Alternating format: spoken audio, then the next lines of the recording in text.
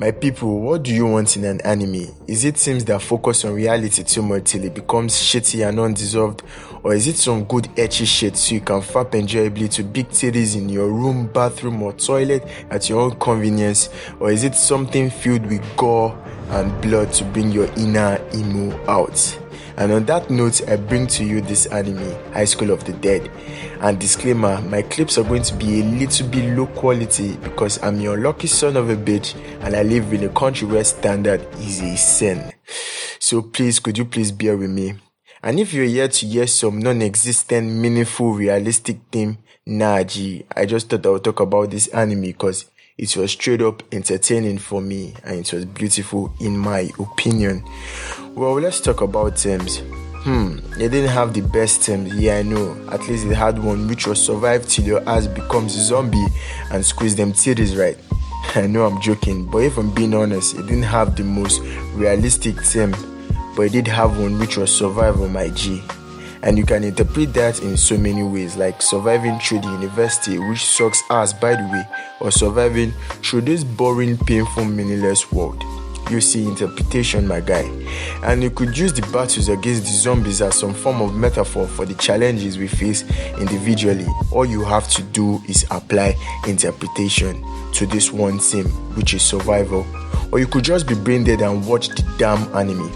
Other than that, the only thing you're going to find is sheer nudity. And I don't think we have any substantive theme, but don't let that fool you. HOTD was a great anime. Let's move on from the theme side to the team side. Yeah, I know that was boring and did not make sense, but fuck it, we're surviving, eh? If you're a sucker for plot again, this is not the best anime for you, fam. But if you love titties, bro, you, my friend, are a man of culture. Yup, as I've said earlier, this anime is no god of plot.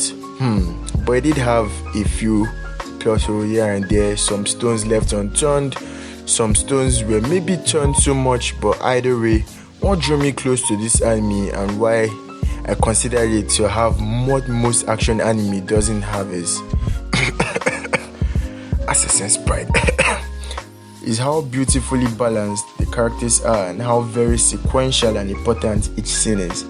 Like it had no bullshitting like many other cringy animes right now, and you could clearly see the motive of each character from the beginning.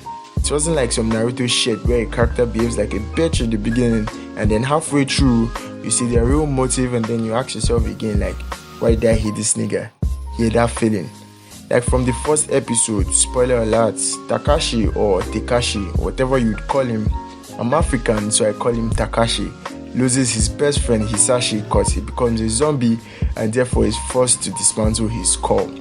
The reason why I'm talking about this scene is the fact that he did actually burst Hisashi's head open, which signified the fact that he understood this was reality and he didn't say, oh, he's my friend, now let's become zombies together, or oh, let's take his zombie body and find the vaccine, and somehow along the line do find the vaccine. Nope. And believe me, some animes could pull this scenario off. Instead, he executed because he understood this was reality and survival was key. I respect that because in a zombie pandemic, these are actual things we are more likely to do. Isn't that insane already? And earlier when I was talking about true motive, I meant it. There was this character or a teacher or a sensei, Shido-san, who never gave two shits about his students but pretended to. And also, I find this scene funny. Fake friends that pretend to care about themselves, but they actually really didn't.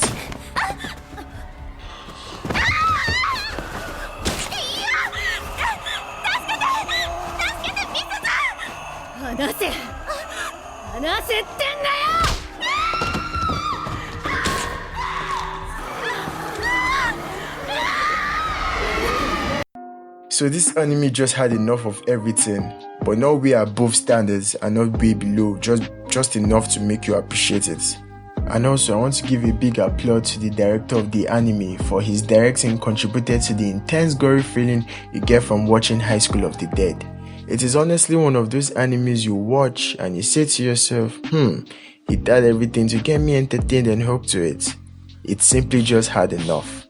And also RIP to the creator of the manga of this anime, Daisuke Sato, for he was a man of culture. Until this day, I rate High School of the Dead as one of my favorite animes. And on this note, I say goodbye. Peace.